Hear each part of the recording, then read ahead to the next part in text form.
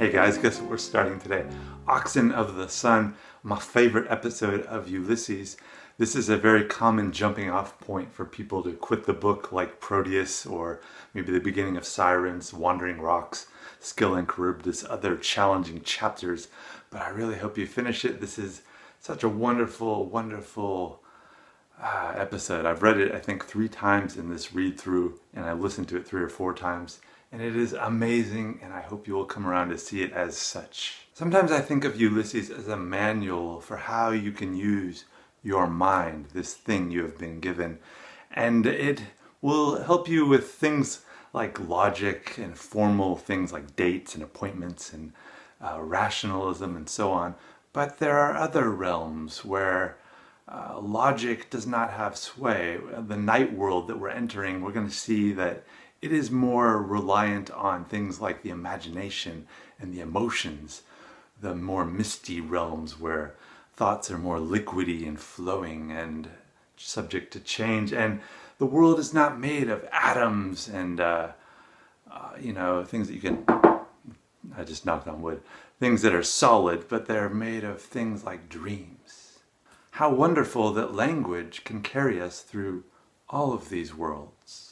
Nobody can force you to read Ulysses. I mean, you may be taking an English class in which you're required to read it, but really the drive to read it comes from within yourself. And unless you have that drive, you'll probably just cheat your way through it. Maybe that's what you're using my videos for, you scammy person. But I think you're really just cheating yourself, because that feeling of hitting that wall of difficulty, that feeling of not understanding what is going on, that's a feeling that you're going to be having with any type of learning process, any type of vast, difficult enterprise, any new project that you're undertaking that has these challenges.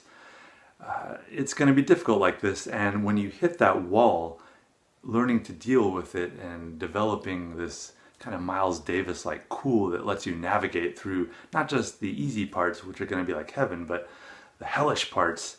That's what Joyce is teaching you to do. And think about when you learn to tie your shoes. I hope you learn to tie your shoes at some point. You're not just using Velcro all your life or having servants tie your shoes, because it was probably really difficult. Maybe you don't remember, it's been so long, but it was probably a challenging thing to learn to tie your shoes at first. But now you can do it while you're like humming a song and, doing other things, and you don't even think about it. That's how easy Ulysses maybe become for you someday. Maybe. But stick with it. That feeling is your brain making connections. Yes, we have had some thorny episodes. Proteus was almost as dense as this, but not as varying. That was more just one style, which was difficult, but it didn't change. It was just Stephen through the most part, through most of the episode. And then we had the beginning of Sirens, but the rest of Sirens wasn't that challenging. Skill and Charybdis had a lot of references, and Wandering Rocks was a little confusing without my help, but I think I helped you navigate it to some degree. But Oxen has its own challenges. It's going to be similar to Cyclops, all those little stylistic digressions, but that's the entirety of this episode, is pure style. There's no stopping to get something like a normal 1904 style. We don't get that. It's weird styles all the way. This is the final episode that was originally released in the magazine format, in the little review, that magazine before the obscenity trial that I talked about, that was sort of catalyzed by Nausicaa, but they were looking for a reason anyways. I think it's just Nausicaa was the easy target. But this is the final one that showed up in magazine. Was not completed in magazine form. It was actually going to be split over an issue or a few issues, at least 2. I want to say, I looked at it before in the little review, and I want to say that it was even like in the middle of a sentence that they stopped and they said, "Continue next episode." This exciting serial, like a real cliffhanger, I guess, but never to be completed in magazine form. They had to wait for this and the next 4 episodes to be in the final book form in 1922 released. I like to say that, this is my idea of a joke, that this episode could not be completed because it broke the English language. What happened in the Odyssey? What is this Oxen of the Sun, dude? Well, Odysseus and his homies, they're on their ship, and once again they arrive at another island, a mysterious island, and pretty much all these islands has some kind of danger going on with them. This island, though, Odysseus has been warned by both Tiresias and, I think in the underworld, and Circe. She warned Odysseus, she said, don't go to that island, and if you do, don't touch the cattle. They belong to Helios, the sun god. Don't touch those cattle. That's bad. Here's a common motif you probably are to some degree aware of about myths. Whenever people are forbidden something, they're going to do it. Whether it's don't eat this apple or don't open this box, they do it. It happens. Long story short, Odysseus' men, they get hungry, they eat some cattle, and Odysseus doesn't, and that's probably what saves his life, because as soon as they get back on the road, on the ocean, I think Helios' dad is Zeus, not a guy you want to mess with. So Helios is like, you need to mess these guys up. So the ship is destroyed, the men die, the only survivor, Odysseus, he washes himself up ashore on Calypso, her island, another island chick. Bloom, in his role as Odysseus, Ulysses, is going to be among these rowdy young men, and he is not going to be partaking in their drunken, lusty ways. He's going to be, very gentlemanly still. That will be the equivalent of not slaughtering these oxen of the sun, breaking the ways that the gods have imposed on the universe. Do you remember way back in the day when I made an episode just on music in Ulysses? I said Joyce expects you to have that competency, that literacy about being a musician. Did I say magician? And if you don't have that same similar ability with languages, I think you're also going to be missing a lot of things. This episode especially. I don't think Joyce is doing this like as some villain, like, aha, one more thing to confuse them. I think it's more like something that he saw as one, amazing and enjoyable, but just something that was your birthright as a human brain, that you have this ability to explore languages. The more overlap you have with Joyce's linguistic abilities, the more I think you're going to understand this book. I especially emphasize French, Latin, Italian, I would say, are the big heavyweights that will help you with this book, especially French and Latin.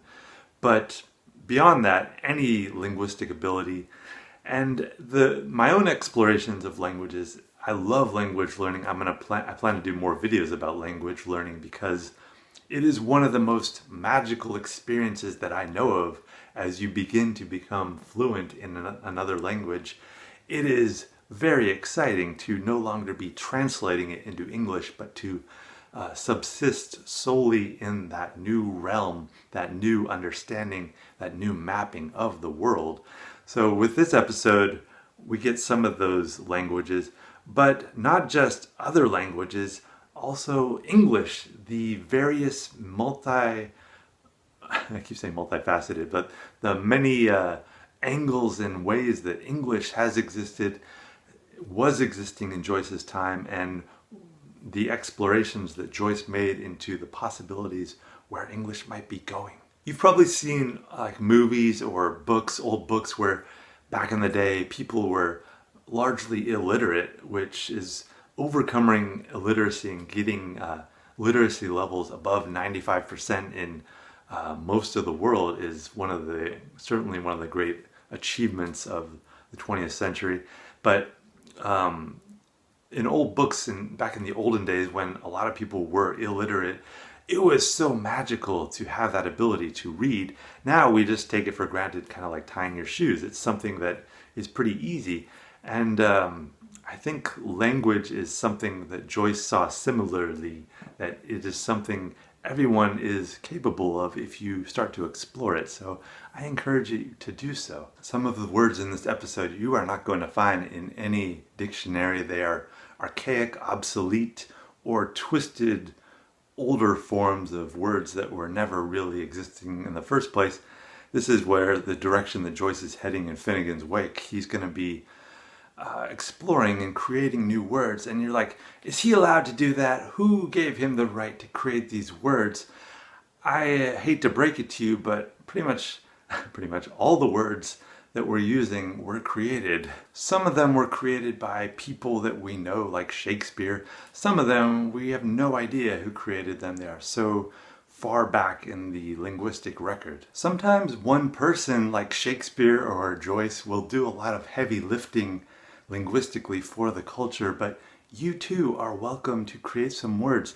And if they're pretty cool, innovative, interesting new words that work as something that can be transmitted in an interesting way, then maybe it'll catch on. The transition lines between languages are not easily defined. Like genes, linguistic concepts come and go based on the needs of a society. A year ago from when I'm filming this, for example, how many people had the word coronavirus in their vocabulary? Probably mainly biologists, virologists, but your average person on the street had no idea what a coronavirus was. And I think that's connected to an interesting point that having an idea, a concept in your head will change your behavior, and that it's easier to alter people's behavior with ideas than with force.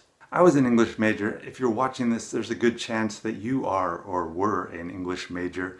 If you were not, and these developments in English are just out of the blue for you, then you may want to give a look at the history of English. Here are some resources. If you were an English major, you probably know these anthologies, but the Norton Anthologies of English are a great resource. If you have about 5,000 pages of time, you can read through the entire, or get an overview of the English language and its developments. I found this really great course on the Teaching Company, or the Great Courses, or whatever they're called nowadays. I'll link to it. It's called The History of English by Seth Lehrer, I want to say. That Bill Bryson guy who I mentioned before, he has a history of English. There are a lot of ways to look at the history of English, but some familiarity with it will surely help you. A book that Joyce used is called A History of English Prose Rhythm. I have not read this book, but I will provide a link in the resources should you like to read it. This episode can be mapped to some degree, the history of English mapped to the development of a baby in the woman's womb. That I'm not going to walk through all 40 sections, the styles, and try and compare them to where we're at in a baby's development. That's way beyond the scope of this course. But you may want to at least think about that idea, though, that English is something that has this development like a child. And I don't know, like, is Joyce trying to say something about, we think about the stages of a fetus developing as something that is in normal development. It has these very clearly defined stages, and that you have expectations of how a baby should be at certain points in time. Is he trying to say that a language has a similar process, that it is not something, like we think of language as something very free and wild and untamed, but is Joyce trying to say that maybe language and our own thoughts have this predefined course? I'm not sure. I'm just putting that idea out there. And we also like to think of our own lives as something that once we're born, we're free to live wildly and follow our dreams wherever the whim takes us. There's that quote, I can never remember, I think it's in Stephen Hero, where Stephen says something like, there are also laws of the mind. So we have these bodies with processes that are physically determined to a large degree. How much freedom do we really have? A few things to keep your eyes on as you read this episode. One, almost every section, every style will have some kind of reference to God. Even the section in this style of looking at Darwinian evolution, I think it's the T.H. Huxley section, but even that section seems to have some kind of awareness that there is a universe without a personal God, but it even seems to address that issue. So I think Joyce is trying to show that somehow all our conceptions of language contain some idea about God, even if it's that there is no personal God. So each of them will have a different take on that, but Joyce seems to include that in some way, shape, or form in almost all the sections. I haven't tried to find it in every section, but it shows up a lot. Another thing, there's a lot of emphasis on procreation, especially the father's role, not the mother. Also, there is no direct dialogue. All the dialogue is recounted. It's kind of encased within the narration. It's never given to you directly, even though it seems like it in some cases is a direct quotation. All of it is within the paragraph. It's not its own separate dialogue, if that makes sense. There are also a lot of references to horns. This will, of course, bring us to mind of Bloom's cuckolding. Remember, the horns signify a cuckold, but also it reminds us of the oxen of the sun from the Odyssey. I also noticed a lot of times in this episode, some of the rowdiest moments, all of a sudden Joyce will insert this really serious idea or serious, almost tragic feeling. Like there's this part where I think it says Stephen would not leave his mother an orphan. That seems to really just twist Stephen in the guts all of a sudden. Remember how we didn't ever see Paddy Dignam? He died before this book began, and somebody claims to have seen him wandering the street. He has this everyman quality, but there's also this kind of Jesus-like resurrection quality that he mysteriously rose from the dead. And I think with Mina Purfoy, we kind of have something similar. We never see her directly. She never speaks. And maybe she, kind of like Gertie McDowell, has this Virgin Mary quality of being just a generic mother symbol.